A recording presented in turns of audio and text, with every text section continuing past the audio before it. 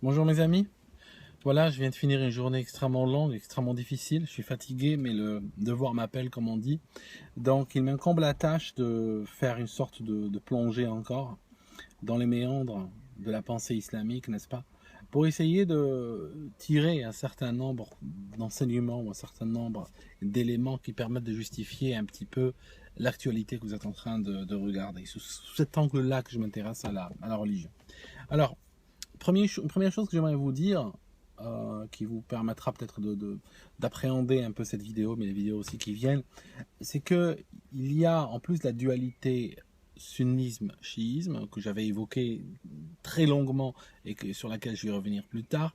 Il y a une autre dualité. Il y a une autre dualité dans l'islam, et cette dualité-là, c'est l'islam qui se trouve dans l'islam sunnite, cette dualité-là. Elle divise l'islam sunnite en deux islams, en deux religions complètement différentes. Alors, euh, il y a l'islam sunnite de la Mecque et de Médine, d'accord? C'est l'islam sunnite prophétique, si vous voulez. C'est cet islam qui est originaire de là où vivait le prophète des musulmans, donc entre la Mecque et Médine, grosso modo, dans ce qu'on appelle aujourd'hui l'Arabie Saoudite. Et il y a un autre islam, sunnite encore. Cet islam-là est né plutôt, on va dire, en Syrie et en Irak. D'accord. Il est né avec les Omeyyades, il est né avec les premiers califes Omeyyades, et il a été continué avec les califes abbassides. Il faut savoir que ces deux islams se mélangent sans arrêt avec des points d'affrontement extrêmement violents entre eux. Vous le savez, j'en ai parlé, Ibn Kathir en parle dans ses livres d'histoire, d'autres historiens en parlent en détail, des historiens sunnites, chiites et même des historiens non musulmans, c'est un fait établi. Il faut savoir que il est arrivé à l'islam de Bagdad et de Damas jusqu'à aller attaquer l'islam de la Mecque et de Médine. Les femmes de Médine ont été violées massivement. D'accord. Il y a eu des soudards qui ont violé des milliers et des milliers de femmes à Médine. J'en ai parlé il y a quelques dizaines de vidéos de cela. Il y a encore la Mecque a été attaquée. Vous savez, ce cube noir qu'on appelle la Kaaba, il a pris le feu, il a été brûlé aux ordres de l'islam de Damas et de Bagdad. D'accord. Donc il faut bien comprendre ces dualités. Il est arrivé à une époque même où ces islams-là étaient tellement en divergence il y a des années où les musulmans de la Mecque et de Médine faisaient le pèlerinage autour du cube noir à la Mecque, alors que en même temps, les tenants de l'islam de Bagdad et de Damas tournaient autour du dôme du rocher à Jérusalem, hein, qui a été construit pour ça. Ils faisaient le Hajj, ils se mettaient en blanc, ils se rasaient les cheveux, ils sacrifiaient des moutons, etc. à Jérusalem. D'accord. Ce dôme-là a été construit pour eux par leur calife en leur disant c'est une autre Mecque, hein, c'est une Mecque bis. D'accord. Tout ça, si vous voulez, ce genre de choses que je vais creuser avec vous en détail, permettent de bien comprendre aujourd'hui les différentes tensions qui existent à l'intérieur de l'islam. Il faut savoir que les Omeyyades, qui est la première dynastie de califes, qui est arrivée après les quatre premiers califes que les musulmans, enfin les sunnites appellent les bien guidés, mais quand on regarde les saloperies que beaucoup d'entre eux ont fait durant leur vie, on se demande d'où ils ont mérité, comment ils ont mérité ce surnom de bien guidé. On parle du premier qui a massacré des villages entiers, on parle du deuxième qui a créé des fatwas complètement abracadabrantes, qui a brûlé des textes qui dataient de l'époque du prophète, qui étaient validés par le prophète lui-même, etc.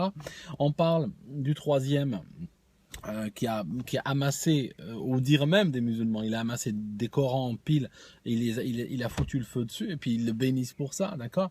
Donc ça c'était les quatre, on va dire les quatre premiers califes.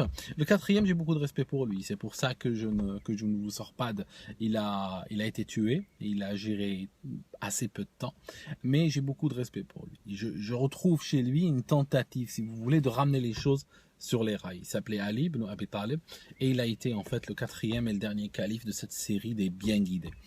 Après, il y a eu les Omeyyades. Les Omeyyades étaient extrêmement violents. Les Omeyyades étaient à Damas. Déjà, on voit l'arrivée, n'est-ce pas? On voit déjà l'arrivée de l'islam de Damas. D'ailleurs, c'est pour ça que vous avez ISIS qui attaque aujourd'hui la Syrie, qui veulent rétablir le califat, parce que c'est l'islam de Damas et l'islam de Bagdad qu'ils veulent rétablir. Vous comprenez? C'est cet islam-là. C'est deux religions complètement différentes. Et dès qu'il y a eu les Omeyyades, ils ont, entre autres choses, ils ont attaqué, comme j'ai dit, Médine, ils ont attaqué la Mecque, ils ont massacré la famille du prophète, etc. Donc, ce sont deux religions qui portent le même nom, mais ce sont deux religions extrêmement différentes. Alors, les Omeyyades, là, je suis en train de vous faire des siècles d'histoire, je vous les fais en super résumé, vous comprenez l'histoire. Il y a les Omeyyades. Les Omeyyades, c'était des brutes. Les Omeyyades, t'es pas d'accord avec eux, ils te tuent, c'est très simple. Maintenant, une fois que les Omeyyades tombent, enfin ils tombent pas par hasard, c'est leur brutalité qui a fini par les faire tomber, arrivent à leur place, arrivent les Abbassides. Les Abbassides arrivent avec l'idée de dire on va restaurer l'islam originel, mais en fait ils n'ont rien fait du tout. Ils ont juste pris, ils ont massacré les Omeyyades, et puis ils ont été tout aussi violents qu'eux. Mais attention, les Abbassides, une fois qu'ils arrivent au pouvoir, réfléchissent un peu. Ils se disent, si on continue sur la lancée Omeyyade, ça signifie tuer tous ceux qui sont contre nous ou autres, on va pas aller loin, on va pas s'en sortir. Il faut faire quelque chose. Et ils commencent à travailler sur l'idéologique. Donc les Abbassides travaillent pas que sur la répression, ils sont très répressifs, tout aussi répressifs que les Omeyyades en fait. D'ailleurs, si vous regardez pourquoi, par exemple, le royaume du Maroc a été fondé, vous allez voir que c'est à cause de la répression abbasside qui ont continué à massacrer tous les descendants du prophète que certains ont fui et sont partis en courant. Je vous donne un petit peu plus de détails ici pour que ce soit plus clair. Les Abbassides, tout comme les Omeyyades, tuent sans problème tous leurs opposants. Par contre, il y a une partie des opposants qui leur pose vraiment un gros problème, chez les Omeyyades et aussi chez les Abbassides, ce sont les proches du prophète, que ce soit les proches, ses compagnons les plus proches, ou bien ses descendants. D'accord ? Et ce qui se passe, c'est que beaucoup de ces gens vont être exclus, vont être assassinés, etc. Alors, à l'époque des Omeyyades, ils vont, et même à l'époque de Othman par exemple, ils vont assassiner les proches et les amis, d'accord, qui avaient vécu avec lui et qui disaient ce n'est pas son message. Il y a des histoires dans les livres. Il y a quelqu'un qui dit une phrase très intéressante, qui dit 30 ans après la mort du prophète. Il dit si on cherche l'islam maintenant, on ne le retrouve plus. D'accord, donc on est 30 ans après la mort du prophète. Donc je vous laisse penser 1400 ans après, ce qui reste. Rien du tout.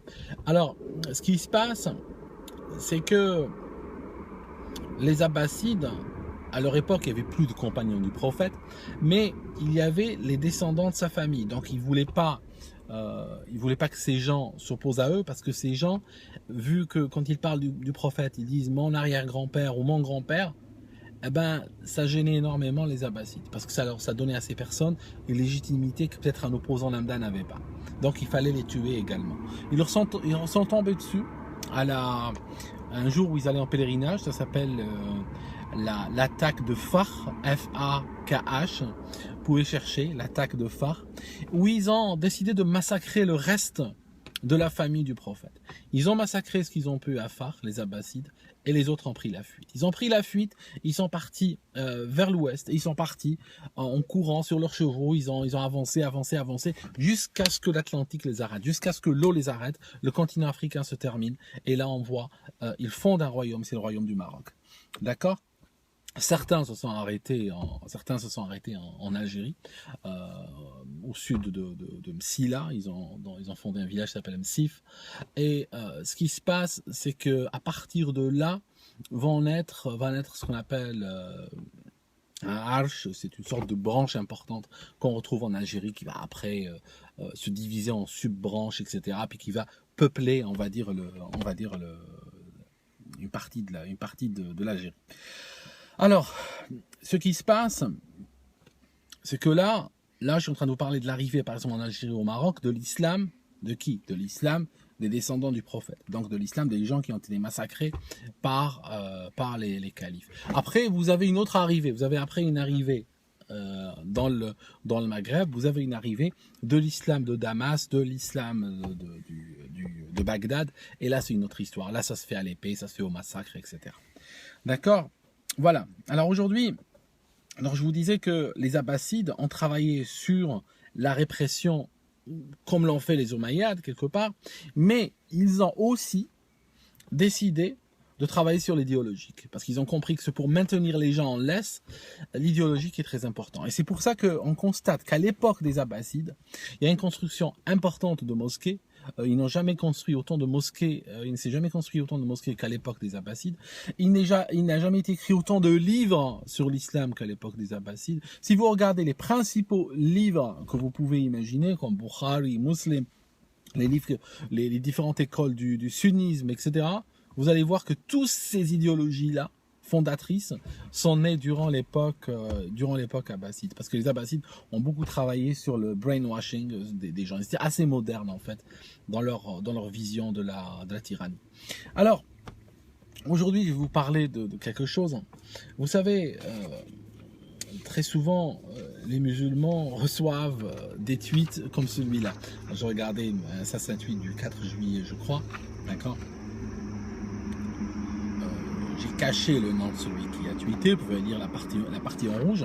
Alors c'est un tweet qui parle du prophète des musulmans et il prend un livre, je vais vous dire lequel. Alors le tweet dit, donc il fait dire au prophète des musulmans, m'entendez-vous aux gens de Quraysh? Quraysh c'était une tribu importante à la Mecque à l'époque. Par celui qui tient mon âme, je vous ai apporté l'égorgement. Voilà.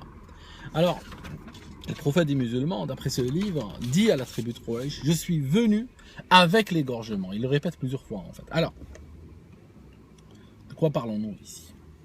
On parle d'un livre. Ce livre, d'où vient cette histoire, vient de la Sira de Ibn Hisham. D'accord? Sirat Ibn Hisham. C'est un livre très important dont il sera question aujourd'hui, qui a été écrit à l'époque abbasside. D'accord? Ce livre est utilisé par deux camps. Et là, j'aimerais quand même attirer votre attention, vous qui êtes en ligne, vous aimez les claviers, vous tapez des trucs, vous faites des attaques comme ça. J'aimerais vraiment attirer votre attention sur un point important, que avant de taper des choses, avant de faire des choses, il faut comprendre dans quel camp vous êtes en train de jouer. D'accord? Parce que je vais vous expliquer un point super important tout de suite. Le point que je vais vous expliquer est le suivant. Celui-là est un islamo-critique ou un islamophobe, si on reprend la terminologie de la presse, etc., qui écrit ça. Pourtant, à sa décharge, il ne fait que prendre un livre qui est très connu et très reconnu par les musulmans, Sirat Ibn Hisham, d'accord, qui est un livre très mainstream, qui est en fait une biographie. Sira en arabe, c'est peut-être la biographie, si vous voulez traduire, la biographie du prophète. D'accord. Donc il prend cette page et il la balance. Le prophète dit, je vous ai apporté l'égorgement. Qui dit encore, je vous ai apporté l'égorgement? C'est Daesh, c'est ISIS. D'accord. ISIS disent, nous sommes venus avec l'égorgement. Et c'est pour ça qu'ils égorgent des gens par des populations entières. Ok. Je prends un autre. Je vous prends le Cheikh Al-Albani. Cheikh Al-Albani, comme son nom l'indique, est né en Albanie. Et c'est un cheikh qui est mort en 99. C'est un cheikh salafiste, extrêmement réputé, extrêmement connu, respecté chez le groupe salafiste. Et puis malheureusement, comme chez les musulmans, il n'y a pas de barrière très très solide entre les différentes factions, ça finit par contaminer tout le monde. Le plus agressif finit par contaminer tout le monde. Donc, l'Albanie, c'est vrai que c'est un salafiste, donc tu peux, toi, penser que il y a que les salafistes qui l'écoutent. Ben non, il y a tout le monde qui l'écoute aujourd'hui. J'ai vu des imams très modérés, sunnites, qui citent très libéralement Monsieur l'Albani. Alors, que dit Monsieur l'Albani? Monsieur l'Albani, il a écrit ce livre qui s'appelle Sahih as-Sira Nabawiyya. Il a écrit aussi une biographie du prophète. Donc, il a écrit une biographie du prophète qu'il appelle Sahih. Ça signifie qu'il a pris que les parties qui lui ont semblé à lui dans son étude les plus solides de la biographie prophétique, la biographie du prophète. Donc j'ai pris, moi, son livre, page 149, d'accord, page 149. Et pour ceux qui lisent l'arabe, vous pouvez lire. Je vais vous le lire et le traduire, comme à mon habitude. Donc, qu'est-ce qu'il dit? Alors, l'histoire ça commence comme ça, c'est dans les pages précédentes, mais je vous explique rapidement. C'est que il y a Quraysh, donc c'est la tribu, une tribu très forte, très puissante à la Mecque, c'est une des tribus, c'est la plus puissante en fait à l'époque. Et en fait, ce qui se passe, ils sont des notables, ils sont riches, ils ont des commerces, ils ont des soldats, ils ont tout ça. Ils sont extrêmement excédés par ce nouveau prophète qui arrive, qui commence vraiment à leur casser les pieds avec ces histoires. Et ils en parlent, et ils disent, il a insulté nos dieux, il a dit des mauvaises choses sur nos parents, il a remis en cause nos traditions, et ils commencent à dire qu'ils sont excédés par lui. Et en fait, lui, pendant ce temps-là, il est en train de tourner autour de la Kaaba, à la Mecque, ce cube noir est en train de tourner autour. Alors il passe, et il sent qu'ils sont en train de parler de lui, d'après la description du livre. Donc ils disent quelque chose, ou ils font des signes, ils se rendent compte qu'ils parlent de lui. Passe une deuxième fois, il comprend qu'ils parlent de lui, puis au bout de la troisième fois, il est tellement excédé qu'il leur dit ceci. Je lis en arabe et je vous traduis. Atasma'una ya ma'ashara Quraysh, amma walladhi nafsi biyadihi, laqad ji'tukum bid-dabh. Elle dit, vous m'entendez Quraysh? Vous m'entendez? Il leur gueule comme ça. Vous m'entendez? Je jure par Allah, donc je jure par celui, dans le texte arabe il ne dit pas je jure par Allah, il dit, c'est une expression d'époque qui était très utilisée, je jure par celui qui a mon âme entre ses mains, donc c'est Dieu. Je jure par Dieu, je jure par Allah que je vous ai apporté l'égorgement, ou que je suis venu avec l'égorgement. D'accord? Voilà le texte. Alors, le problème, c'est que quand vous prenez le pauvre musulman lambda, au milieu de tout ça, il est un petit peu dans une situation très délicate. Pourquoi? Parce que on lui balance des trucs comme ça, à la figure. Alors ça vient d'un côté islamophobe. Il peut à la rigueur dire, ouais, mais celui-là, c'est un islamophobe, je l'écoute pas, etc. Mais bon, celui-là, tu en fais quoi? Celui-là, t'en fais quoi, d'accord?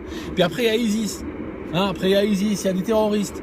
Et en fait, le pauvre musulman, il sait pas quoi faire. Il court comme ça au milieu, et il sait pas quoi faire. C'est pratiquement du tir au pigeon, quoi. Alors, problème, je vous explique le problème. Un point très important, crucial, c'est que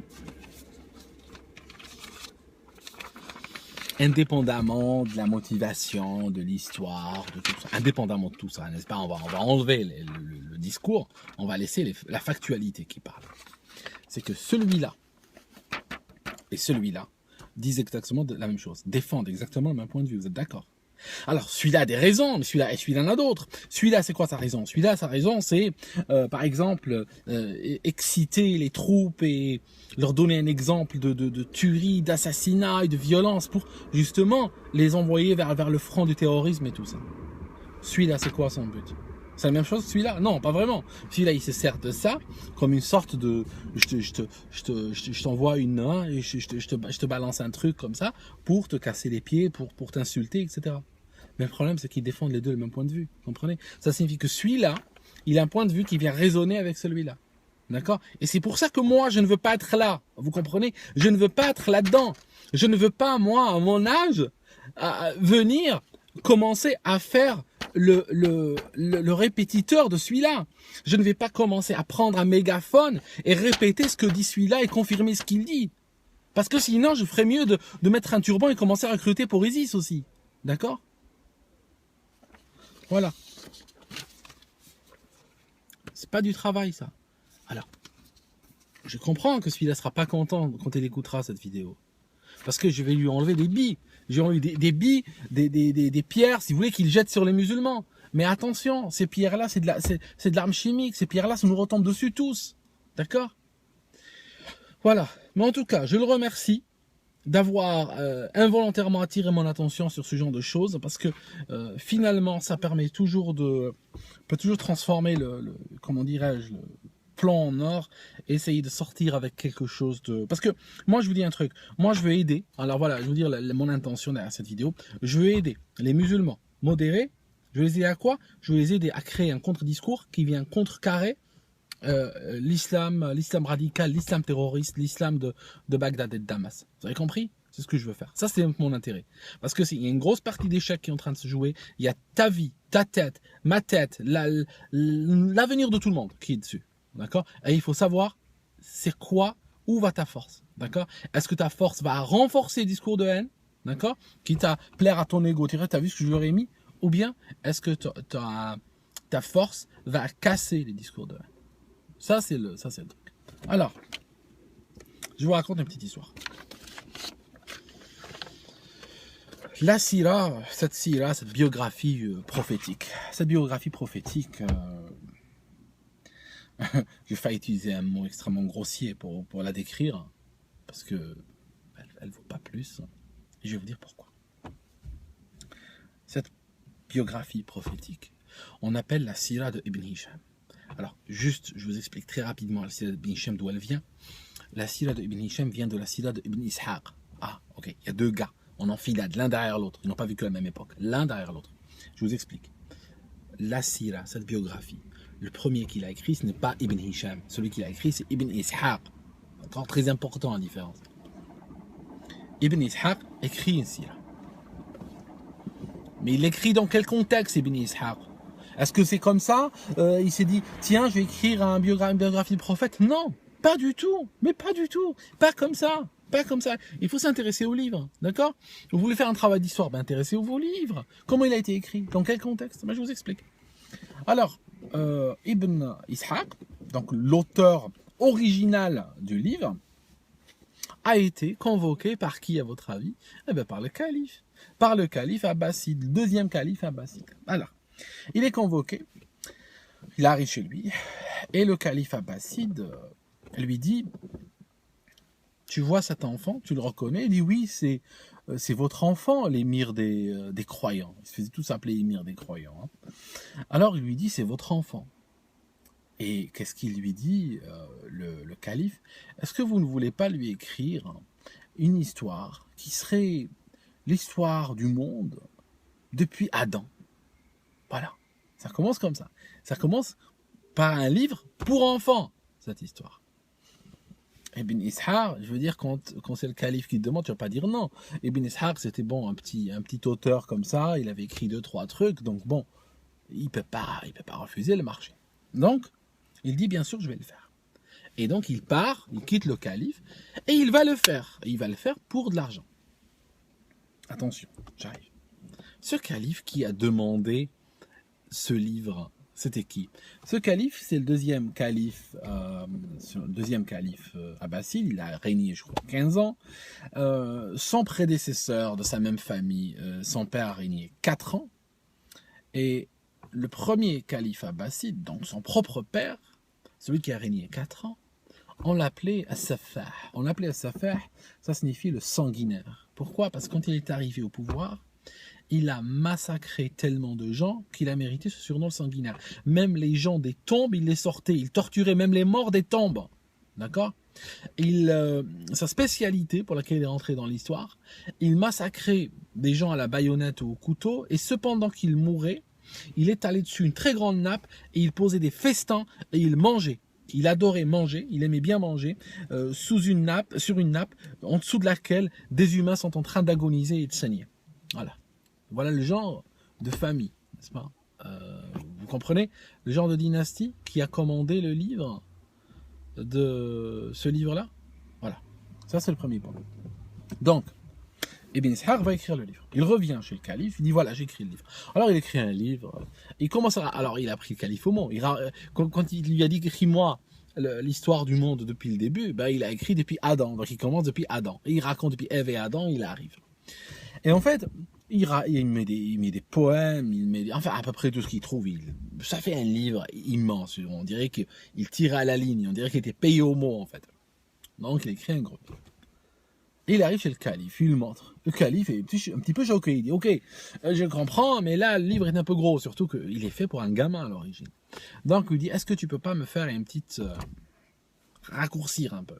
Attention, le prophète des musulmans ici, dans ce livre-là, n'est que un sujet parmi tellement d'autres. D'accord? Ce n'est pas vraiment le sujet du livre. Hein. Le sujet du livre parle plus de guerre et de tuerie qu'autre chose. Hein. Pas de tuerie, de guerre. Et tu parles même des noms des chevaux qui étaient dans telle guerre, les noms des prisonniers qui étaient dans telle guerre, etc. etc. Et 3/4 des trucs, il les ramène de sa tête. Hein, d'accord? Alors, quand le calife n'est pas content.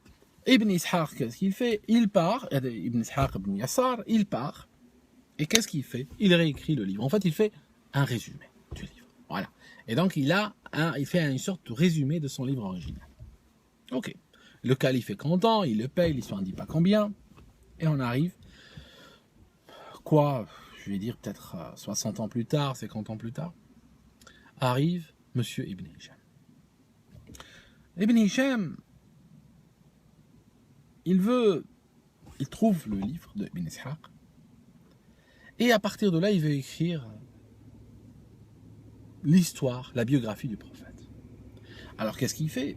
Il arrive dans ce livre, mais il trouve énormément de choses qui n'ont rien à voir, il trouve des poèmes, il trouve des trucs. Donc il commence lui-même à enlever, il enlève, et il rajoute lui aussi. D'accord? Et le livre lui-même, quand on lit la préface du livre de Ibn Hisham, il dit lui-même que dans son livre, il ne peut pas être honnête. Alors, il ne dit pas je ne peux pas être honnête, mais il dit clairement, dans ce livre, je raconte ce que je peux, comme je dis de mémoire, je raconte ce que je peux. Je ne sais pas si je l'ai ici. Non, je n'ai pas l'intro. Mais trouvez-le, c'est juste la préface. Ce n'est pas une page qui se trouve au milieu, c'est vraiment le début, quoi.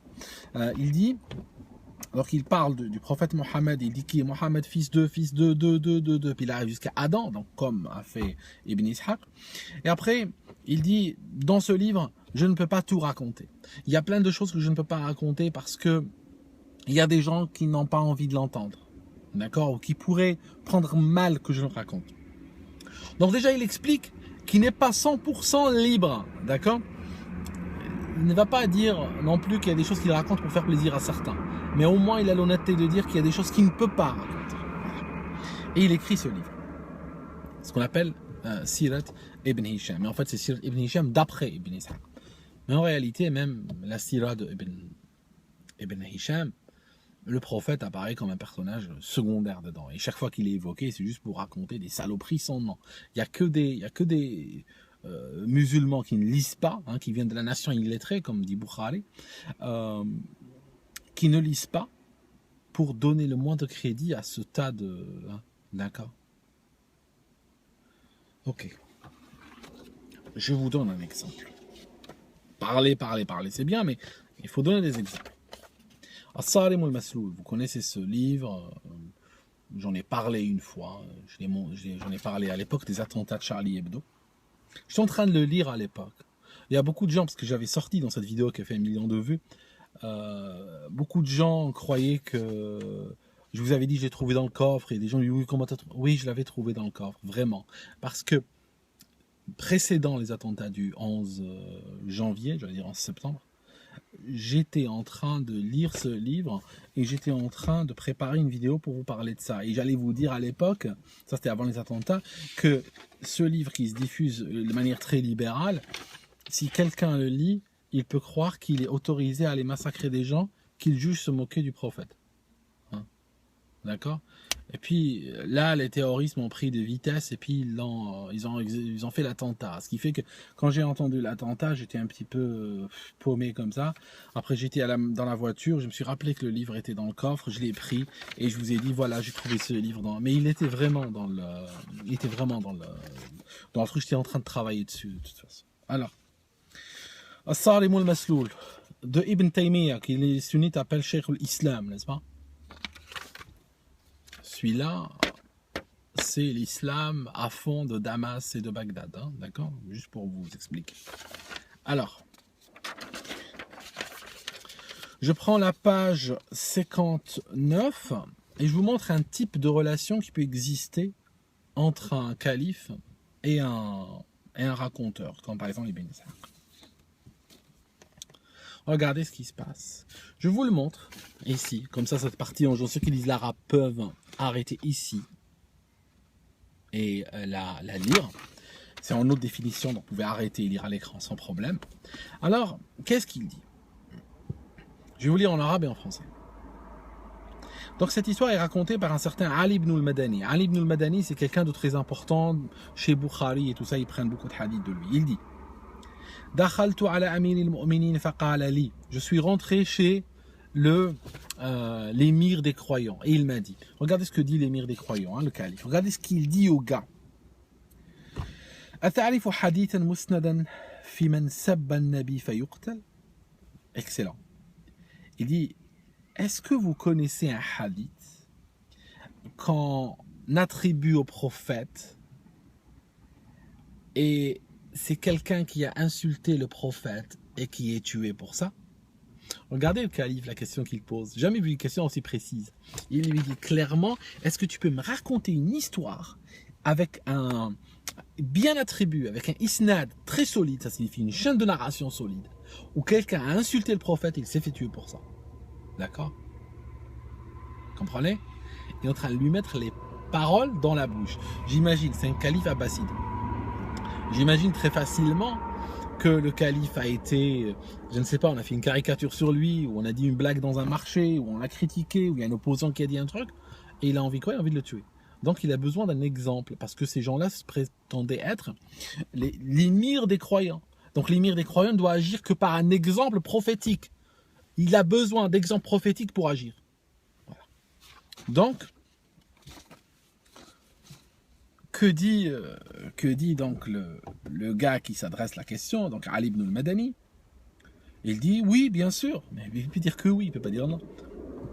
Alors, je lui ai parlé de ça, donc il lui donne un exemple. Il y a un homme qui était en train d'insulter le prophète, puis le prophète a dit qui s'occupe ou qui règle le compte de mon ennemi?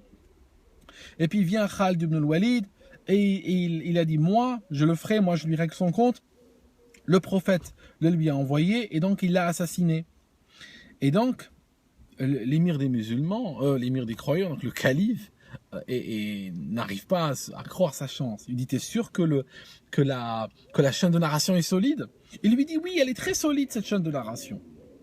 Et il lui dit voilà, elle a été racontée par un tel, c'est des gens célèbres. Et là la chute, mes amis, là il y a une chute absolument extraordinaire. Je l'ai mis en carré, comme ça ceux qui lisent l'arabe peuvent la lire. Regardez ce que j'ai mis en carré, ce que j'ai encadré, s'il vous plaît. Lisez-moi ça. Regardez. Si vous avez un grand écran, ça va apparaître énorme dans votre salon. Ça va apparaître énorme. Qu'est-ce qu'il dit? Fa'amarali bi alfa dinar. D'accord? Amarali bi alfa dinar. Ça signifie que le calife a ordonné qu'on me donne 1000 dinars. D'accord? Voilà. C'est comme ça qu'a été écrite l'histoire du prophète. Voilà. Donc, ce qui se passe, il a reçu 1000 dinars. 1000 dinars à l'époque, c'est comme si je vous dis 100 000 euros aujourd'hui. D'accord? Le gars a reçu 100 000 euros sur canapé pour raconter une histoire. D'accord? Ça lui a pris 2 minutes à raconter, il a pris 100 000 euros sur canapé. Il a raconté exactement ce que En fait, il n'a pas raconté, il a paraphrasé, il a raconté ce que le calife a raconté au début. Parce que c'est le calife qui dit, est-ce que tu connais un cas précis, documenté, que quelqu'un a insulté le prophète, que le prophète le tue? Et qu'est-ce qui se passe? L'autre dit oui, il lui raconte exactement, il lui resserre exactement ce qu'il lui a dit. Et après, qu'est-ce qui se passe? Il reçoit pour ça 100 000 euros. D'accord? Alors maintenant, je vous mets juste du point de vue de l'historien. Pas religion, oubliez la religion. Point de vue de l'historien, quand tu regardes et que tu vois que les témoins qui rapportent un certain nombre d'histoires ont été payés des sommes aussi astronomiques par des hommes politiques. Un homme politique, connu pour sa violence, paye un témoin 100 000 euros pour raconter une histoire. Quelle est la chance que cette histoire soit inventée, ou soit un mensonge, soit racontée pour les besoins de la cause? Ça, je laisse ceux qui écoutent, je les laisse juger eux-mêmes. Je ne vais pas m'étaler plus que ça. Alors, on continue. Ça, c'était un exemple que j'ai pris pour vous montrer combien pouvait rapporter une seule histoire inventée sur le prophète des musulmans. Une histoire, elle rapporte 100 000 euros. Alors un livre, alors là, c'est clair, là tu achètes le Concorde. Un autre livre.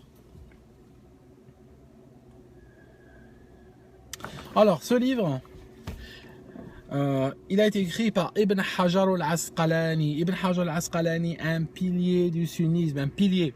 C'est lui à qui on doit l'explication, l'exégète, l'explication du livre de Bukhari, Sahih al-Bukhari, Fath al-Bari, qui est un livre très important, qui explique sur énormément de tomes Sahih al-Bukhari. a été écrit par Ibn Hajar al-Asqalani. Ce livre-là est une encyclopédie des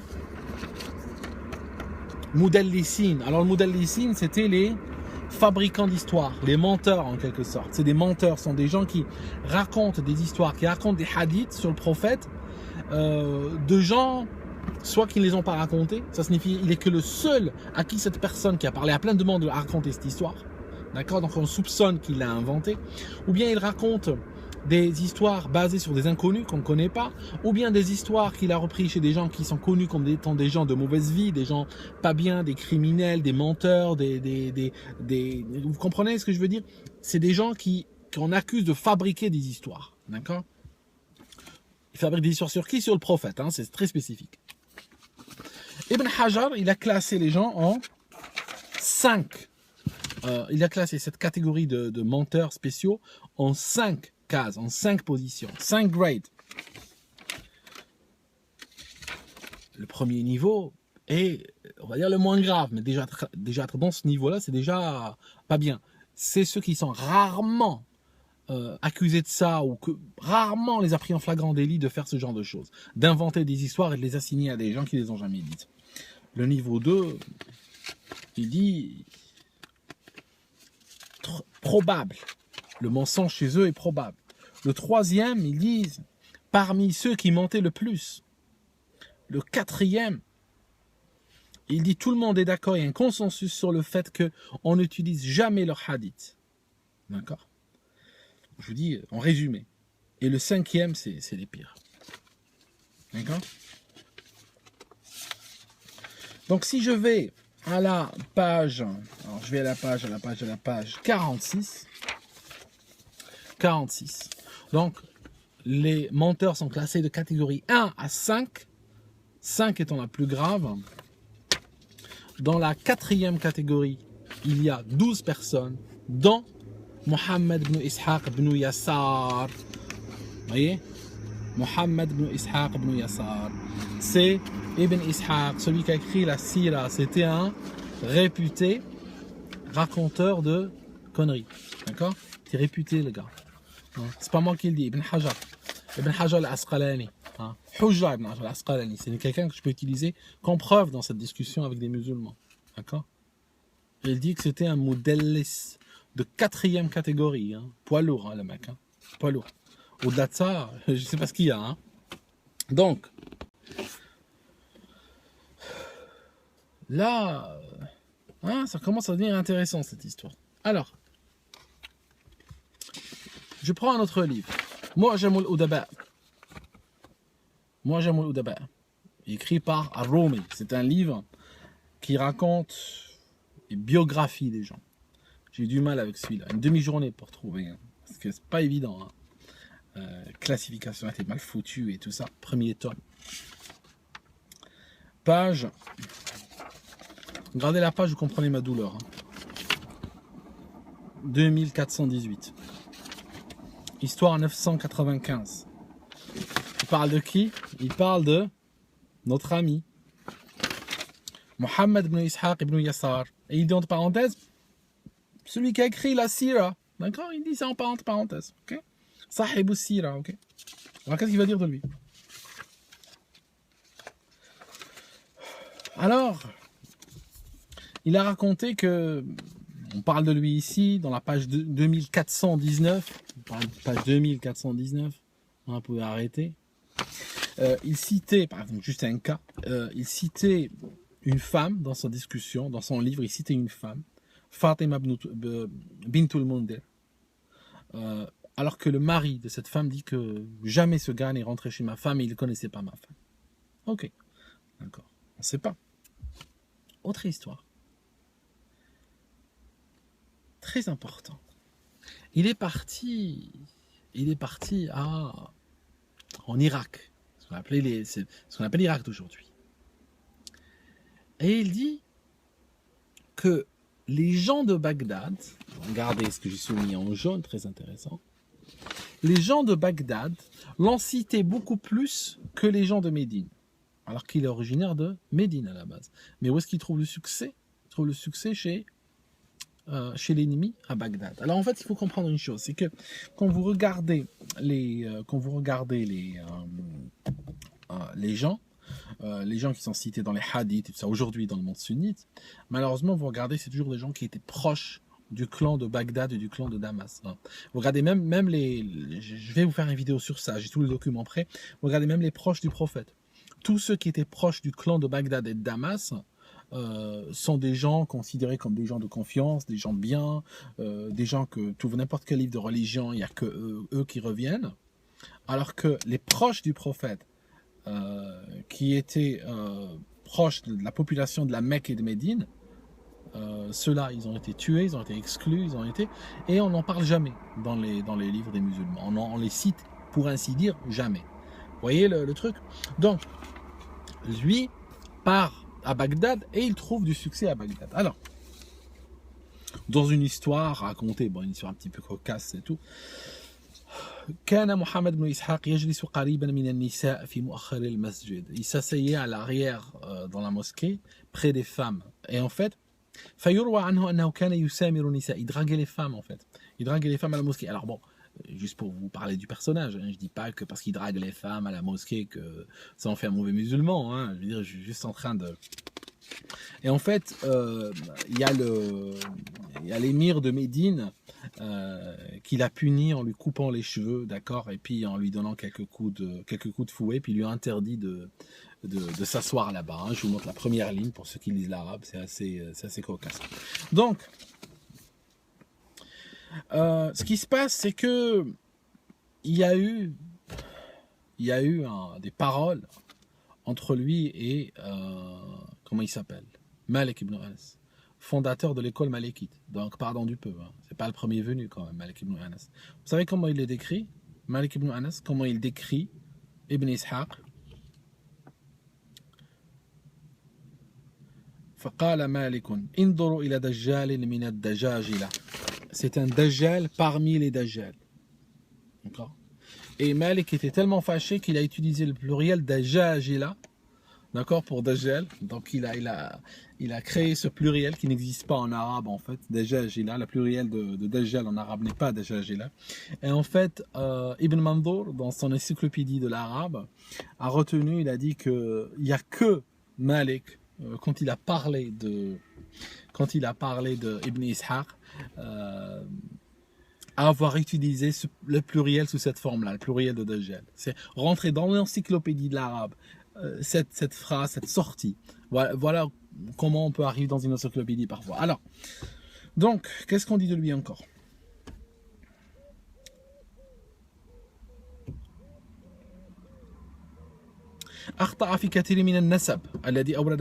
Il s'est trompé énormément dans les arbres généalogiques, parce qu'il décrivait dans les histoires des gens, il parlait un tel est le fils d'un tel, le fils d'un tel. D'ailleurs pour le prophète Mohammed, il va dire fils d'un tel jusqu'à Adam et Ève, et ils disent qu'il s'est trompé énormément dans ces arbres généalogiques. Donc c'était fantaisiste.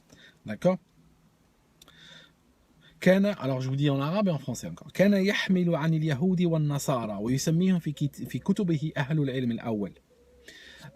Il prenait, il pompait directement, il plagiait chez les juifs et les chrétiens, d'accord, qu'il appelait les gens du premier savoir.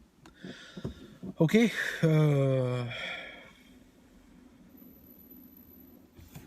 voilà, ça c'est une petite partie de la vie de Monsieur Ibn Ishaq. Majmou' al-Fatawi, Ibn Taymiyyah. Ibn Taymiyyah, dans son Majmou' al-Fatawi, c'est une grosse encyclopédie qui fait des fatwas. Et donc là, on est dans le volume 13, on est dans la page 345. D'accord ? Qu'est-ce qu'il dit de lui ?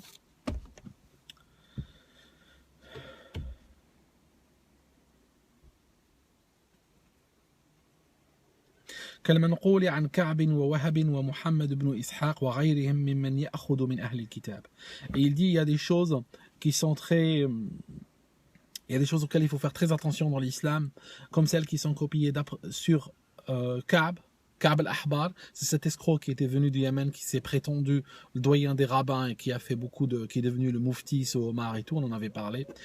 Il dit Wahab ibn Munabbih, c'est encore un autre personnage de ce même acabit, il faudrait qu'on en parle. Et il cite encore, il met quoi dans la même catégorie? Mohammed ibn Ishaq. Notre Ibn Ishaq. Ça signifie même quand on arrive chez des gens comme Ibn Taymiyyah. Alors Ibn Taymiyyah, il faut savoir qu'il a une relation, je t'aime moi non plus, avec Ka'b al-Ahbar. D'un côté, il cite libéralement dans d'autres livres lui-même Ka'b al-Ahbar, très influencé par lui.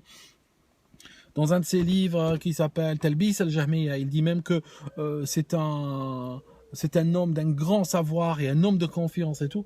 Mais là, dans ce livre, il semble tout à coup se retourner. Il n'a pas été très linéaire dans sa vie, Ibn Taymiyyah. Il est très changeant. Mais en tout cas, en plus voilà, qui est critiqué par qui? Donc il est critiqué par Ibn Taymiyyah, d'accord, ce Ibn Ishaq qui a écrit la première biographie du prophète, est critiqué par Ibn Taymiyyah. Juste pour ceux qui suivent Ibn Taymiyyah, que moi je leur donne une source à laquelle ils font confiance. Il est critiqué par Malik ibn Anas, fondateur de l'école malikite, qui le traite de Dajjal. D'accord? C'est énorme. J'avais une autre source où il y a Ahmad ibn Hanbal, le fondateur de l'école Hanbalite, qui le traite lui aussi de menteur. J'ai, comme je vous ai dit, Monsieur Ibn Hajar al-Asqalani, qui le met en 4e dan de menteur. Ah voilà. Là. Si vous regardez dans la dernière ligne là, il cite Ahmad ibn Hanbal, qui critique, qui confirme que ce gars c'est un modèle. C'est un menteur qui raconte des choses que les gens n'ont pas racontées. Donc déjà sur les 4 écoles sunnites, j'en ai déjà 2 qui le traitent de menteur. C'est énorme, hein?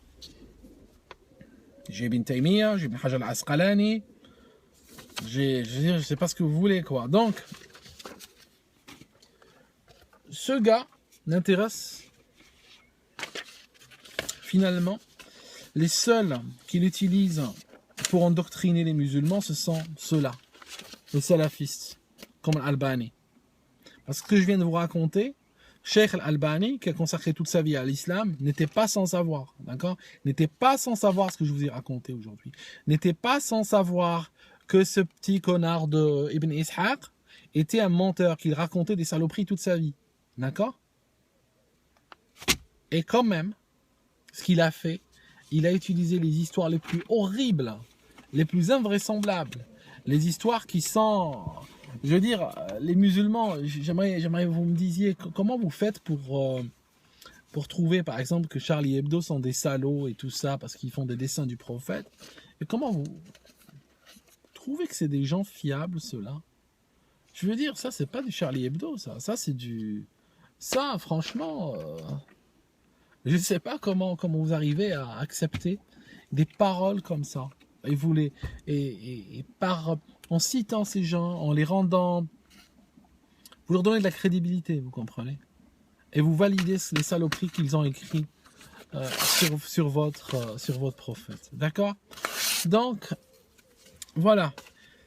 Si vous avez une sira d'Ibn Ishaq, enfin la sira d'Ibn Ishaq reprise, corrigée par Ibn Hisham, parce que la sira originale d'Ibn Ishaq est partie, elle a disparu, il n'y a personne qui l'a. Fini. Terminé. Ibn Hisham l'a vu quand il est arrivé 50 ans après, il l'a vu pour écrire son livre. Mais le livre original qu'il a vu lui-même et qu'il a utilisé, lui est perdu, hein, c'est clair. D'accord. J'insiste que Ibn Ishaq n'a jamais rencontré le prophète. Hein. Je crois qu'il est né lui-même 70 ans ou 80 ans après la mort du prophète. Okay. Donc voilà mes amis. Tout ce qui est dans cette sira, c'est de la poubelle en barre. Je vous le dis. Du point de vue de l'historien, ça ne vaut strictement rien. D'accord? Voilà. Si vous voulez savoir la sira du prophète, ben, il faut chercher ailleurs. Si vous trouvez. Hein. Mais je veux dire, il y a des gens qui disent, oui, mais si je jette la sira d'Ibn Ishaq, il me reste quoi? Ben, il te restera à trouver la vérité, quoi.